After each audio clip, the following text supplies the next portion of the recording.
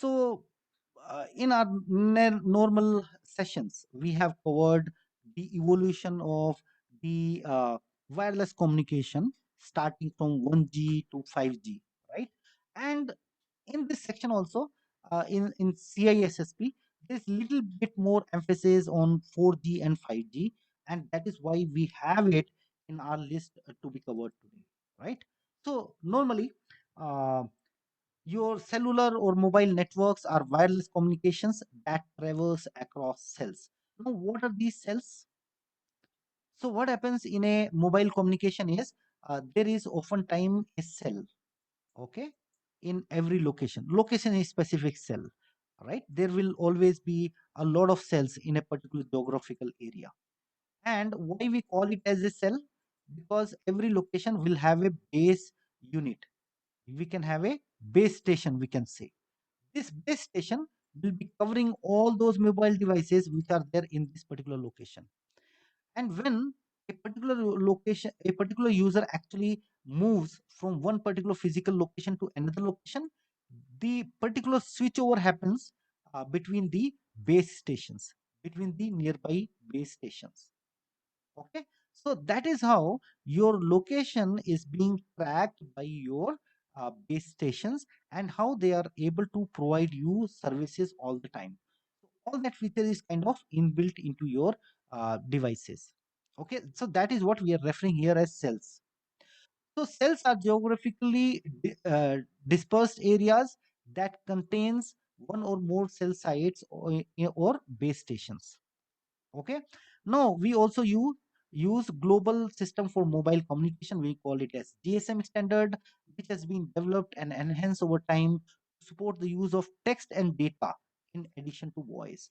So initially, the technology which we were using was not able to support your mobile communication along with your voice and videos.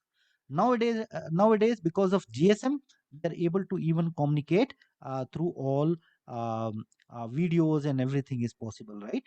And nowadays we are also even going for something called as eSIM, right? There's a new thing which is coming. You don't need a SIM by itself. You just need a digital identity, and you are able to work on that. Okay, so by default, your cellular transactions are not inherently secure. So that is where you have to implement, like for example, when I am communicating with you through my mobile phones, right? So what happens is there is a stream cipher which actually comes here and encrypts all my real time communication which is going to you. Okay, it may be either a stream cipher, and nowadays we even use ECC, electrical curve cryptography, to encrypt our real time communication, because ECC is highly effective in terms of encrypting something with a very small key. Okay, so that is how it is not inherently secure. Your cellular communication is not inherently secure. We need to implement additional controls to keep the communication secure. And this is again a slight view on how the entire technology has evolved from 1G to 2G to 3G. That is where we started sharing some kind of data or something, and then 4G standard was declared back in 2010, and there was a specific standard, and then so many solutions came in, and they started claiming that we have 4G enabled, right? With that particular standard. And now we are moving towards 5G. We are going to be 1,000 times faster than 4G network. Okay, and that is where your IoTs will play a very very important role in this particular communication, right? So that is what a little bit about your 4G, 5G, or cellular communication.